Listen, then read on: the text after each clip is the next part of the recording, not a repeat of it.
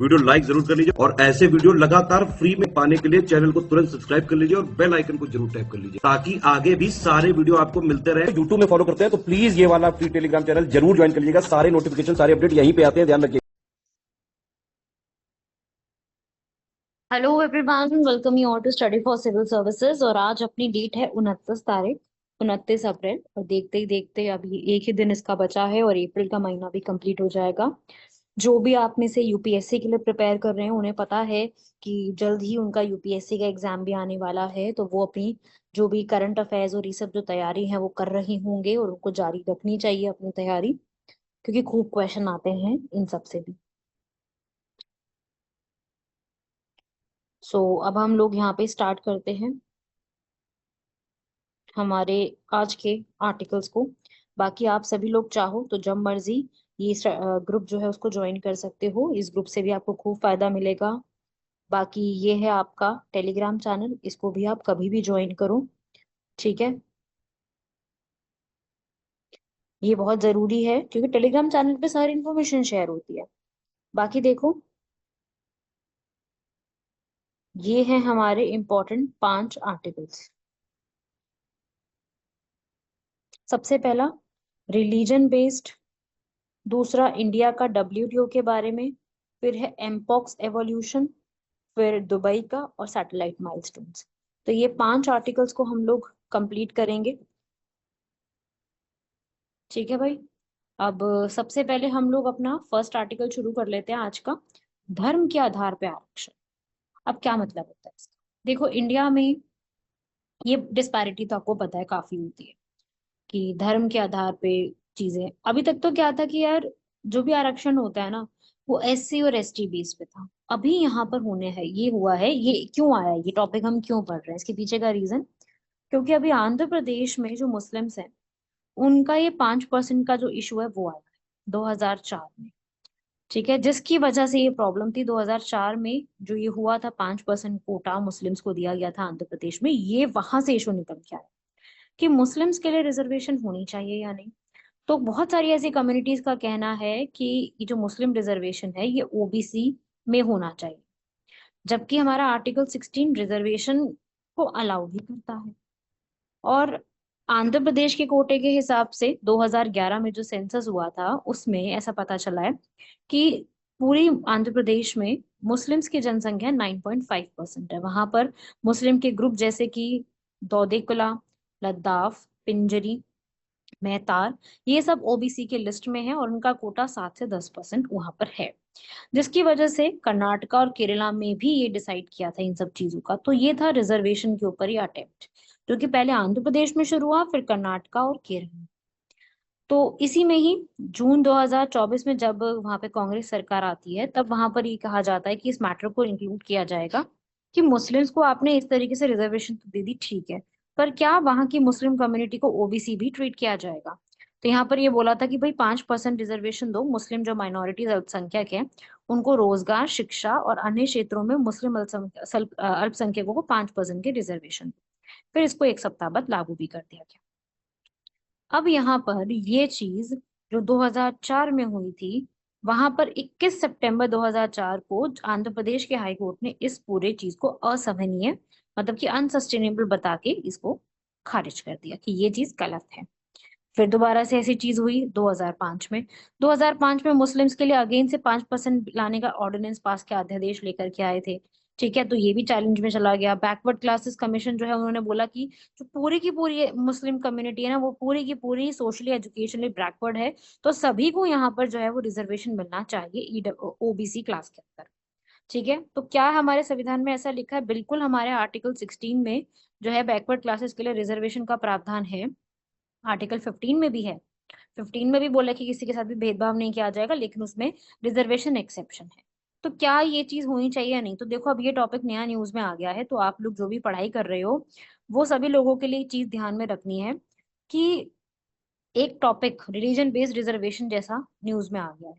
तो इसके फेवर में और इसके अगेंस्ट में आपको टॉपिक्स पढ़ के जाने पड़ेंगे, इसके आर्ग्यूमेंट्स आपको पढ़ने पड़ेंगे। बैकवर्डनेस है, कॉन्स्टिट्यूशन में लिखा है, रिप्रेजेंटेशन मिलनी चाहिए। तो ये इसके आर्ग्यूमेंट्स हैं कि भाई इकोनॉमिक बैकवर्डनेस है तो बिल्कुल होना चाहिए। ऐसा सचर कमेटी ने भी बोला था। सचर कमेटी के हिसाब से भारत में जो मुसलमान की शिक्षा, रोजगार और आय है, ये सब जो है वो काफी निचले स्तर पे है। तो अगर हम चाहते हैं कि इसको ठीक किया जाए तो उसके लिए रिजर्वेशन ही लेके आना पड़ेगा, ऐसा सचर कमेटी का कहना था। तो ये आप पॉइंट वहां पे बता सकते हो कि ऐसा सचर कमेटी का कहना है।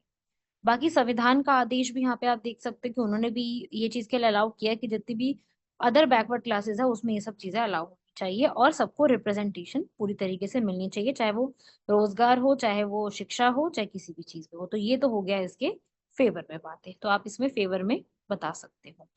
ठीक है, तो आगे यही है, आगे के लिए भी यही चीज है कि भाई ठीक है ये सब चीजें, बट फिर भी एजुकेशन का स्तर इतना होना चाहिए कि ये सब चीजों की जरूरत ना पड़े, और एजुकेशन का स्तर इतना बढ़ाएं और समावेशी पॉलिसीज को लेके आए। समावेशी पॉलिसी समझते हैं ना सभी लोग, कि सबको इंक्लूड करके पॉलिसी बनाओ।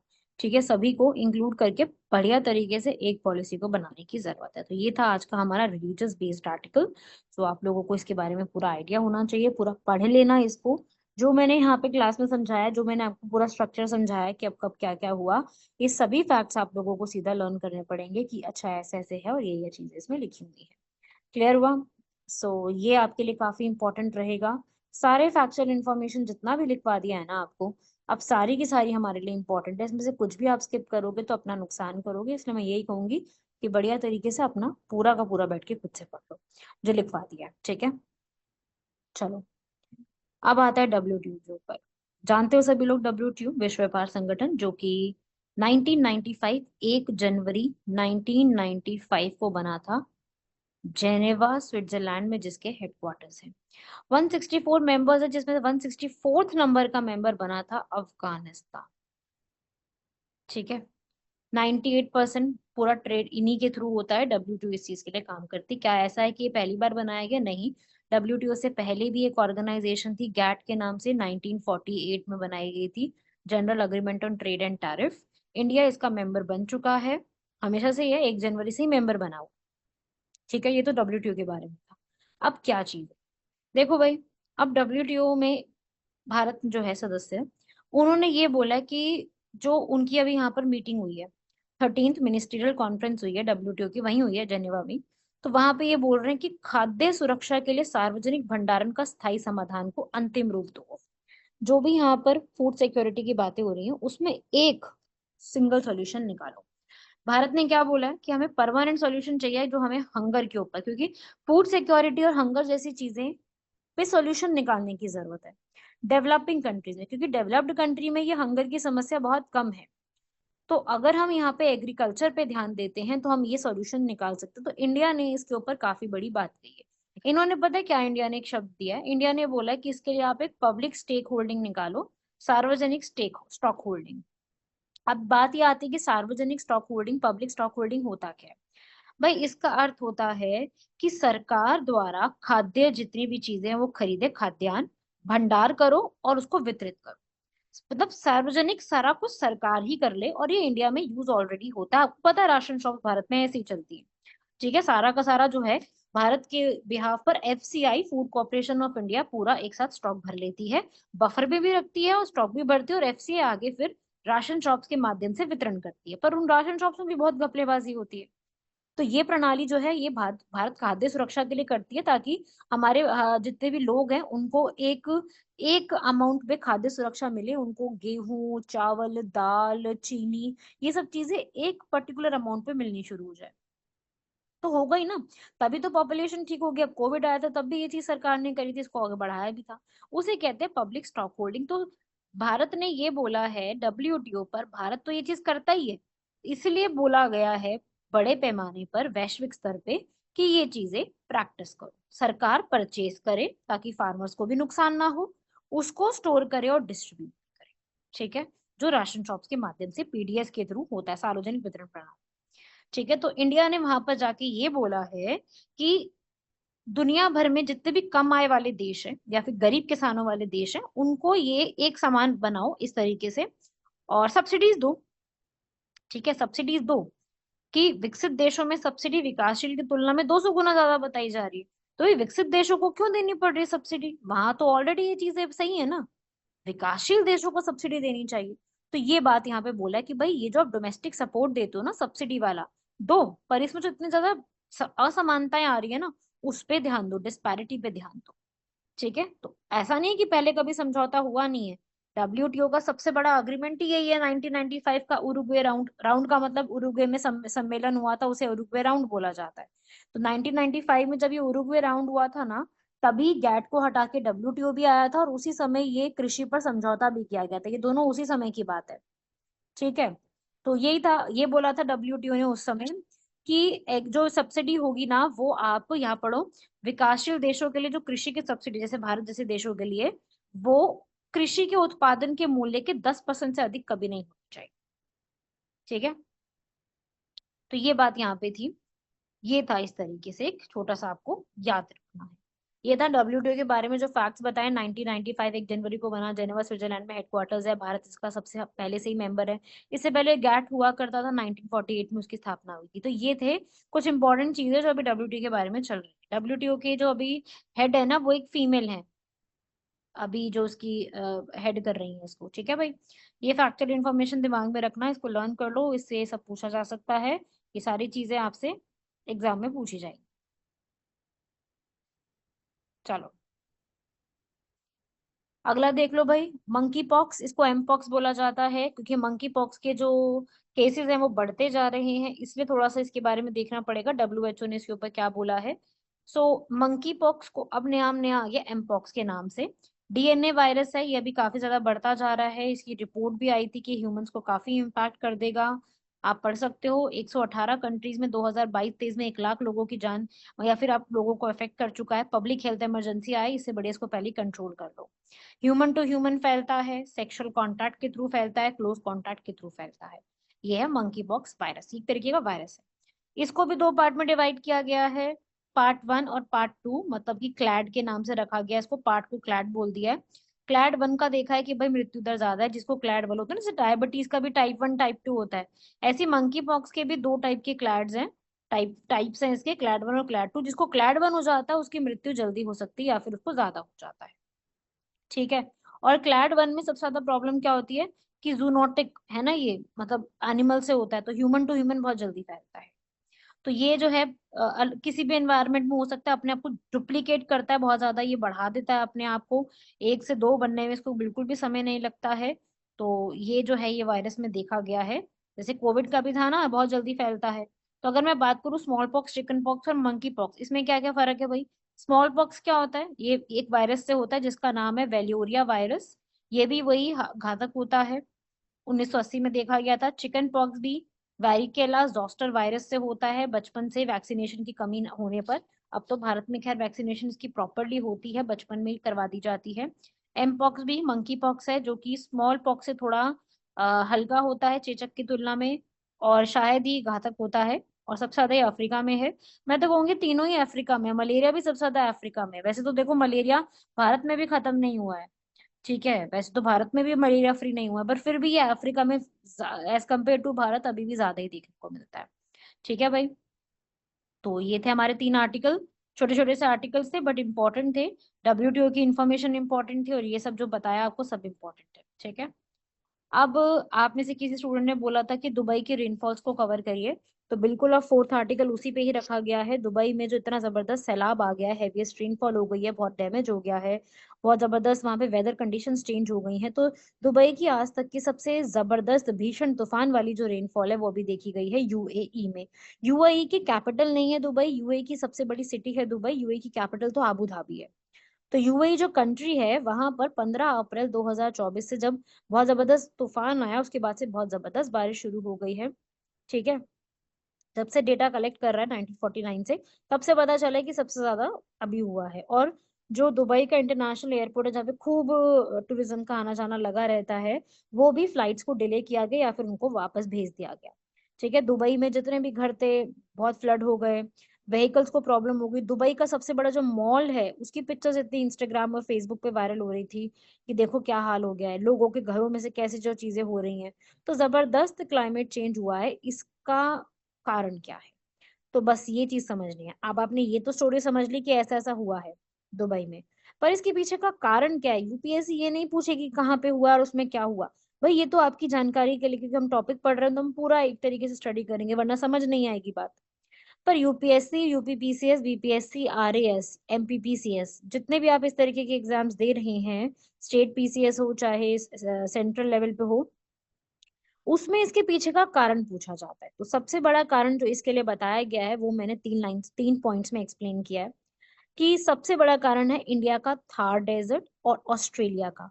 इंडिया का थार डेजर्ट आप सभी लोग जानते हैं राजस्थान में है, राजस्थान और थोड़ा बहुत पाकिस्तान में भी है। वैसे तो 85% भारत में है और बाकी का 15% पाकिस्तान में है। और इस 85 में से भी 60% जो आपको पाकिस्तान में मिलेगा, बाकी बचा हुआ गुजरात और पंजाब में भी मिलेगा। तो ये बताया गया कि भाई इंडिया के थार डेजर्ट और ऑस्ट्रेलिया के जो डेजर्ट के रीजन है, ऑस्ट्रेलिया में कौन से डेजर्ट है भाई, ऑस्ट्रेलिया में नाम यहाँ लिख देती हूँ मैं। वहां पे है सिम्पसन डेजर्ट, वहां पे है ना सिम्पसन, उनका एक प्लेयर का भी नाम है वहां पर। गिब्सन डेजर्ट, विक्टोरिया डेजर्ट, ये कुछ डेजर्ट है। वहां पे जब से ये बदलाव आया है उसकी वजह से वहां पर भी कुछ बदलाव देखने को मिले हैं। ये है सबसे बड़ा। तो एक किसी चीज को आप जिम्मेदार ठहराओ, किसी एक घटना को, वो मुश्किल है। बहुत सारे फैक्टर्स हो सकते हैं, इंडिया का थार डेजर्ट में चेंज, ऑस्ट्रेलिया के डेजर्ट रीजन में चेंज, एल नीनो, ला नीना, मानसून की वल्नरेबिलिटी, ये सब चीजों की वजह से। क्योंकि पिछले 60 सालों में यूएई में 1.5 डिग्री सेल्सियस का टेम्परेचर का बढ़ा ही है।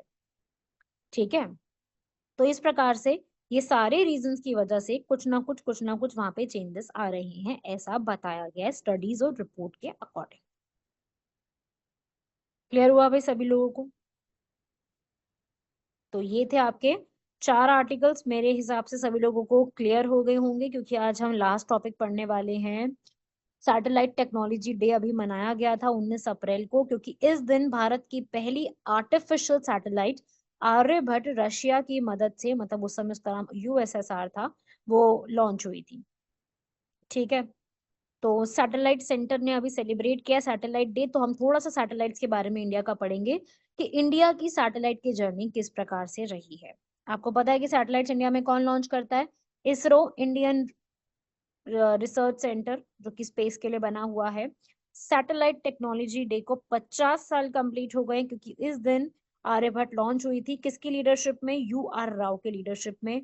वहां पे लैंप लाइटिंग, दीप प्रज्वलन किया गया उस समय। वहां के जो डायरेक्टर हैं एम रासानकरन, उन्होंने भी यहाँ पर काफी बताया।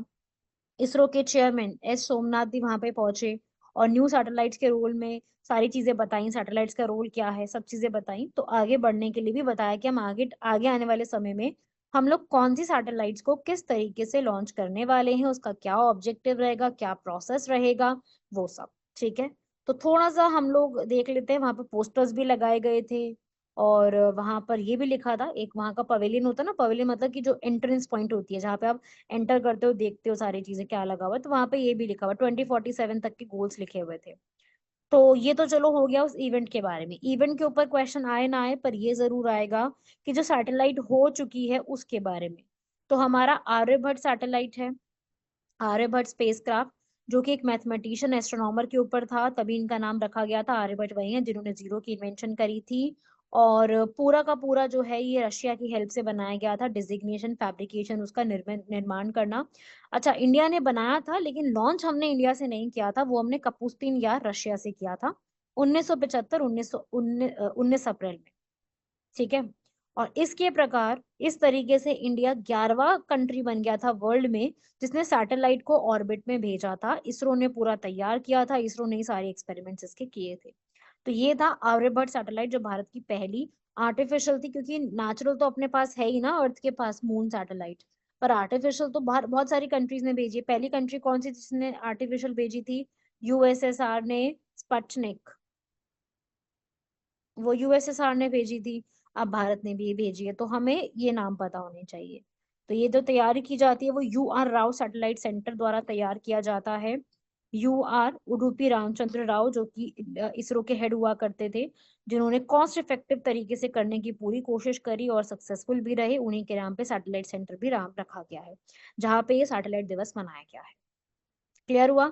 तो आज हम लोगों ने जो ये 5 आर्टिकल पढ़े हैं, क्योंकि अब हम क्वेश्चंस करेंगे, पर फिर भी आपने जो आज ये 5 आर्टिकल्स पढ़े हैं, देखो मुझे पढ़ाने में बहुत मजा आया क्योंकि बहुत इंटरेस्टिंग आर्टिकल्स थे। आपने रिलीजन बेस्ड पढ़ा, आंध्र प्रदेश के फैक्ट्स पढ़े, फिर WTO के बारे में सारी चीजें पढ़ी, मंकी पॉक्स के बारे में पढ़ा, दुबई की रेनफॉल और सैटेलाइट भारत की। तो आपने आज 5 नई चीजें सीखी हैं, 5 नई टॉपिक्स के बारे में पढ़ा है। अभी हम इसके बाद 2 और क्वेश्चंस करेंगे, जिसमें सबसे पहला क्वेश्चन है क्लाइमेट क्लॉक के ऊपर।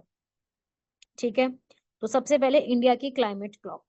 क्लाइमेट क्लॉक जो कि पूरी नजर रखती है कि कितना कार्बन डाइऑक्साइड हवा में जा चुका है और कितनी ग्लोबल वार्मिंग हो चुकी है। तो वो भारत की है।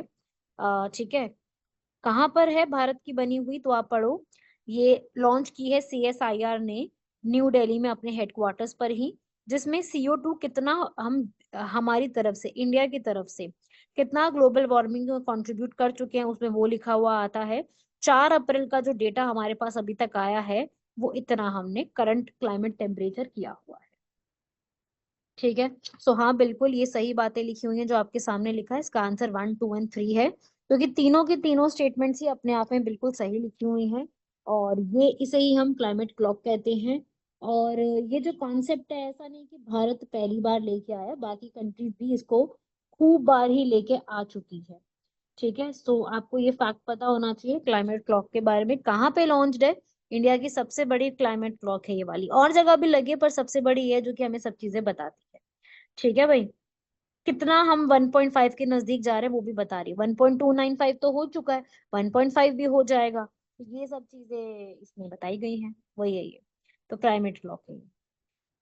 ठीक है भाई, बात समझे भाई क्लाइमेट क्लॉक के बारे में। इसरो के हेडक्वार्टर्स, अर्थ डे था ना अभी कुछ दिन पहले 22 अप्रैल को, तभी ये लॉन्च किया गया है। क्लाइमेट क्लॉक क्लॉक बताता है कि हम 1.5 डिग्री तक कितनी जल्दी पहुंचने वाले हैं।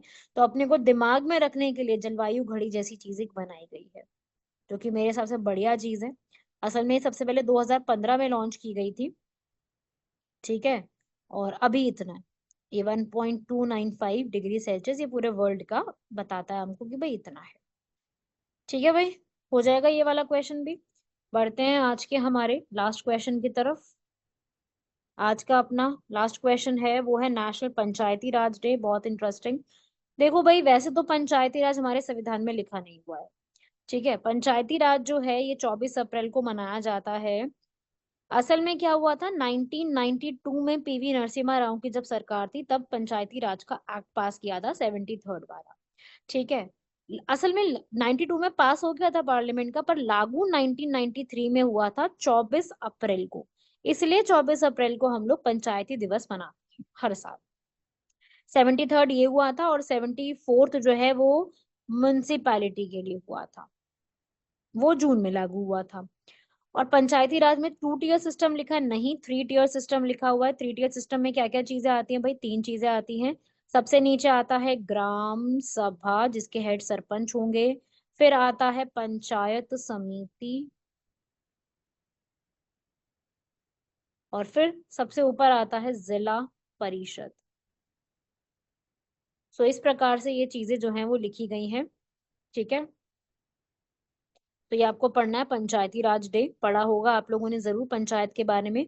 जब से ये 73rd अमेंडमेंट एक्ट ऑफ 1992 आया, उसके बाद आर्टिकल 243 से लेके आर्टिकल 243 ओ तक हमारे संविधान में काफी सारी चीजों को ऐड कर दिया गया। ठीक है, नहीं और कितना रहेगा, इलेक्शंस कराने के लिए अलग से स्टेट इलेक्शन कमीशन, निर्वाचन आयोग जो है राज्य का बना दिया गया।